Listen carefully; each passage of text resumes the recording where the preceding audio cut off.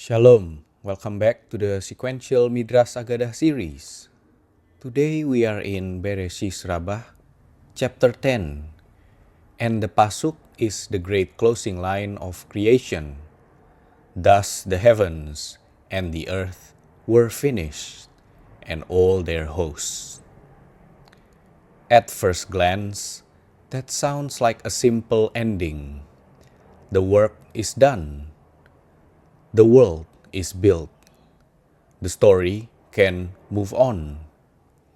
But the Midrash hears something much deeper. It hears a question. What does it really mean for creation to be finished? Does it mean that the physical pieces were there? Or does it mean that the world finally became visible, meaningful, ordered, and alive with purpose? That is the topic of this chapter. Creation is not only about making things. Creation is about revealing what each thing is for. The Midrash begins with a verse from Tehillim. I have seen an end to everything, but your commandment is exceedingly broad. Everything in the created world has a boundary. Heaven has a boundary. Earth has a boundary. Even time has a boundary. But Torah does not end in the same way. The world is large, but Torah is larger because Torah tells the world what it means. So when the Torah says, the heavens and the earth were finished, the Midrash is saying, creation reached its limit.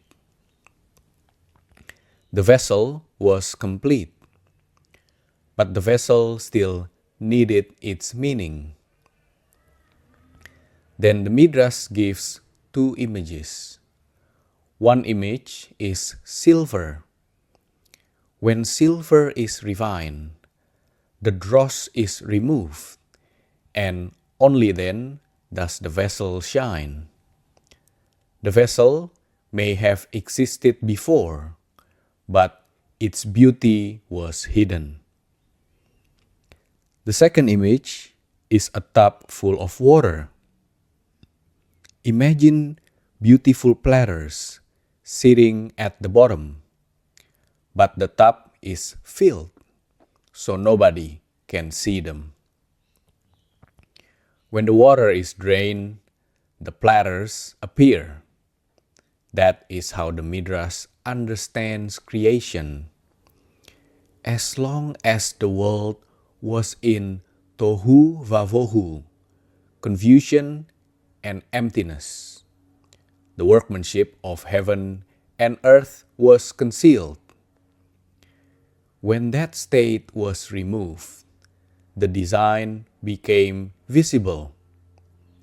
This is a powerful idea. Sometimes the work is not to create something new. Sometimes the work is to remove the fog so what is already there can be seen.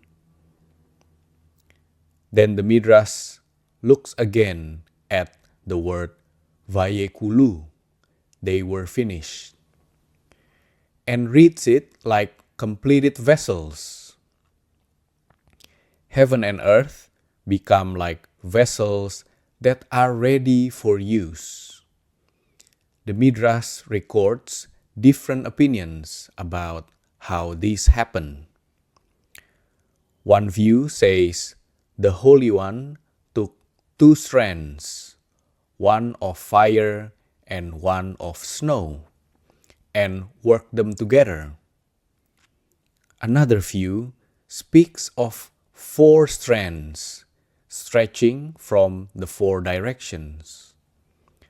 Another speaks of 6 directions: east, west, north, south, above and below. The point is not geometry. The point is that creation is woven. The world is not a pile of separate pieces. It is a pattern. Opposites are joined. Fire and snow can be part of one design.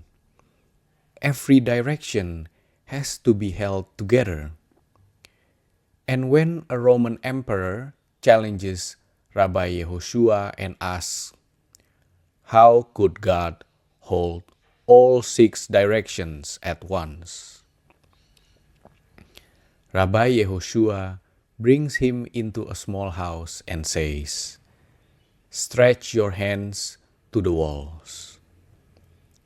If a person can reach in all directions in a small room, certainly the Creator can hold the universe. This is Midrashic language, but the message is clear. The world looks too vast to be held, but to Hashem it is all one room. Then the chapter takes a sharp turn. It reads Vayekulu not only as completion, but also as ruin and weakening. Before Adam sinned, creation moved differently. The Midrash describes a world of greater speed, greater vitality, and greater blessing. The heavenly bodies moved on shorter paths. Produce developed more quickly. The earth gave more directly. After Adam's sin, the system slowed. Blessing was still there, but it came through delay, labor, and distance. This is not a science lesson. It is a spiritual picture. Sin does not merely create guilt inside a person. It changes the way a person experiences the world. Before sin, the world feels immediate and transparent. After sin, everything still grows, but it grows slowly. Fruit still comes, but only after waiting. The Midrash compares it to citizens who praise a king. When they honor him, the province benefits. When they anger him, the joy is reduced. So chapter 10 teaches us that creation is not neutral. Human action affects the atmosphere of the world. Adam's sin did not only happen to Adam, it made the whole world heavier. Now the Midrash turns to the phrase, all their hosts. What are the hosts of heaven and earth? One answer is simple. The heavens were completed with the sun, the moon, and the constellations. The earth was completed with trees, vegetation, and the Garden of Eden. But another teaching says something very interesting. The creations began in an incomplete form, and they expanded and took shape until the end of the 6th day. Then Hashem told them to stop. That means the world has a natural urge to keep expanding. Creation wants to spread. It wants to grow beyond itself. But part of creation is also restrained. Enough. Stop here. Become what you are meant to be. Without that boundary, there is no finished world. There is only endless expansion. Then Rabbi Eliezer says, there are three kinds of hosts. There is the host of heaven and earth. There is the host of disciples. And there is the host of afflictions. This sounds strange at first. Why put disciples and afflictions next to stars and planets? Because the word host means a multitude with a purpose. Heaven and earth need many forces to function. Torah needs many disciples to continue. And even suffering, when it comes, is not random chaos. It too is part of a larger accounting that we may not understand. That brings the Midrash to one of its most famous ideas. Bar Sirah teaches that Hashem made herbs and plants with which the perfumer blends a compound. In other words, no plant is pointless. Even something small may be part of a mixture that produces healing, fragrance, or life. Rabbi Simon says it even more sharply. There is no blade of grass that does not have a force above it that strikes it and says, grow. Do not hear strikes only as violence. Hear it as pressure, calling, insistence. Every living thing has a summons. Every plant has a mission pressing it upward. The Midrash connects this to the heavenly system. The constellations, the seasons, the hidden forces of creation all participate in growth. A fruit on a tree may look local, but it is connected to heaven. That is the chapter's major theme. Nothing stands alone. The Midrash then pushes the theme even further. It says that even creatures we consider useless are included in all their hosts. Flies, fleas, gnats, snakes, frogs, scorpions, creatures that annoy us or frighten us are also part of creation. And the Midrash says, with everything, Hashem can carry out his mission. Then it gives stories. A man is walking near a river. A frog carries a scorpion across the water. The scorpion reaches the other side and kills a man who was destined to die. Then the frog returns. The point is not that we should imitate a scorpion. The point is that even the smallest and strangest creatures are not outside the divine plan. Another story describes a man cut by a snake. A certain grass becomes the cure. What looks like an ordinary weed is actually an antidote waiting for its moment. Then there are stories of snakes carrying out missions, and a story about a bone, and then the famous story of Titus and the gnat. Titus, who desecrates the Holy of Holies thinks he has defeated God. He acts as if the destruction of the temple proves that heaven is powerless.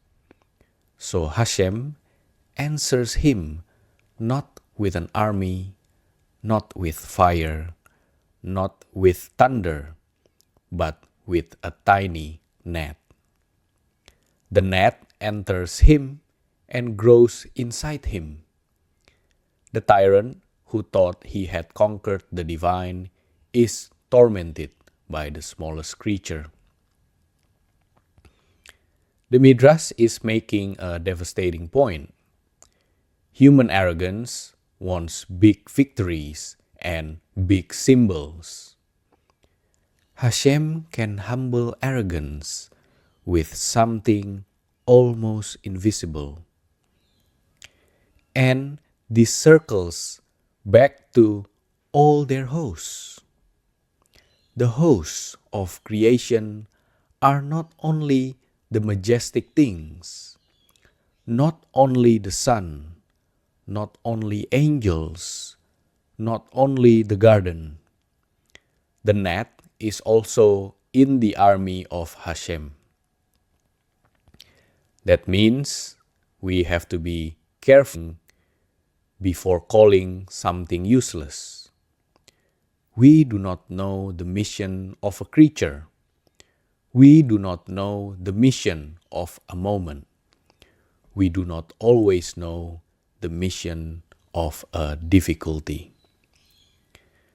Now the chapter moves to the next pasuk. God finished on the seventh day his work that he had done, and he rested on the seventh day. The Midrash asks the obvious question: did Hashem finish on the seventh day? Was he working on Shabbos? One approach brings a halakhic idea. Rabbi Kanina says that Rabbi Yismael bar Rabbi Yose told him that his father prayed the evening prayer of Shabbos while it was still Friday afternoon. The point is that one can accept Shabbos early. We add from the weekday into the holy. So when the verse says Hashem finished on the seventh day, the Midrash can understand that the transition into Shabbos is not like a human deadline. Hashem entered the sanctity of Shabbos at the exact boundary, while we must add a little from the ordinary into the holy. That is already a beautiful lesson. We do not run into Shabbos at the last second. We escort it in. We create space for holiness before holiness arrives. Then the Midrash gives another explanation. A king builds a wedding canopy. He prepares it, he decorates it, everything is ready. What is missing? The bride. So too, the world was built and adorned. What was missing? Shabbos. Another opinion says, a ring was made, but it lacked a seal. The ring is valuable, but it is not complete until the seal is attached. The world is the ring. Shabbos is the seal. There is a beautiful way to say this. During the 6 days, creation receives parts. On Shabbos, creation receives coherence. The world gets its da'as, its inner awareness. the power that joins pieces into a living whole. We know this from people too.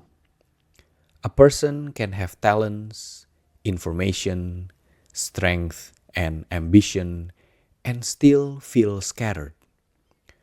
What changes everything is integration. When the parts begin to serve one purpose, the person becomes whole. The Midrash is saying that the world also needed that kind of integration. Shabbos did not add another object to the world. Shabbos revealed what the world was. And that is why the beginning of chapter 10 and at the end of chapter 10 belong together.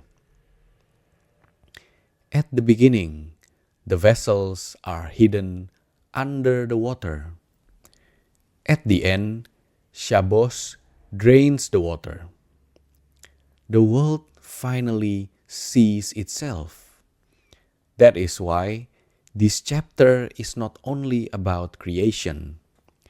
It is about how every week Shabbos helps us rediscover the purpose inside our own lives. This changes the whole meaning of creation. Shabbos is not merely the day after creation. Shabbos is the completion of creation. Without Shabbos, the world is functional, but not whole. It has motion, but not rest. It has work, but not meaning. It has energy, but not soul. That is why the Midrash can say that Shabbos was the final creation. Not because Hashem made another physical object, but because He created rest. And rest in Torah is not laziness. Rest is the ability to stop expanding, stop grabbing, stop proving, and recognize that the world belongs to Hashem. The chapter continues with a famous historical note. When the sages translated the Torah for King Ptolemy, they rendered the verse in a way that avoided the misunderstanding that God worked on Shabbats. They wrote that God finished on the sixth day and rested on the seventh. This shows us that the sages understood how dangerous a shallow reading can be. The text is deep, but not everyone reads with depth. Sometimes translation must protect the listener from the wrong conclusion. Then the Midrash asks another question. The verse says, His work which He had done. But Hashem did not toil like a worker. So why use that language? The answer is that once creation exists, every action reverberates through it. The wicked damage a whole world. The righteous sustain a whole world. The work of creation continues through reward, punishment, responsibility, and consequence. Finally, the Midrash turns to He rested. What was created after Shabbos entered? Contentment, serenity, tranquility. As long as the Creator was still handling the creations, they were expanding. When He stopped, they were given rest. That is the closing message of chapter 10.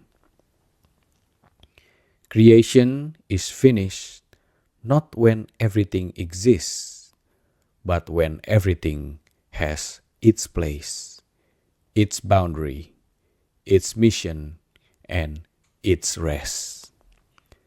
The heavens and earth are finished when the hidden workmanship becomes visible. All their hosts means every part of the world is recruited into purpose, from the sun down to the gnat. And Shabbos is the crown, the bride, the seal, and the soul that tells creation, you do not have to keep becoming more in order to matter. You can stop. You can belong. You can be whole. So, the takeaway is this. In our own lives, we often think completion means doing one more thing, one more project, one more achievement, one more expansion. But the Midrash teaches that completion may mean removing the fog. It may mean discovering the purpose of what is already here. It may mean noticing the small things we dismiss. And sometimes it means stopping. Because without Shabbats, even a finished world is unfinished. And with Sabbats, even a tired world can become whole. Shalom.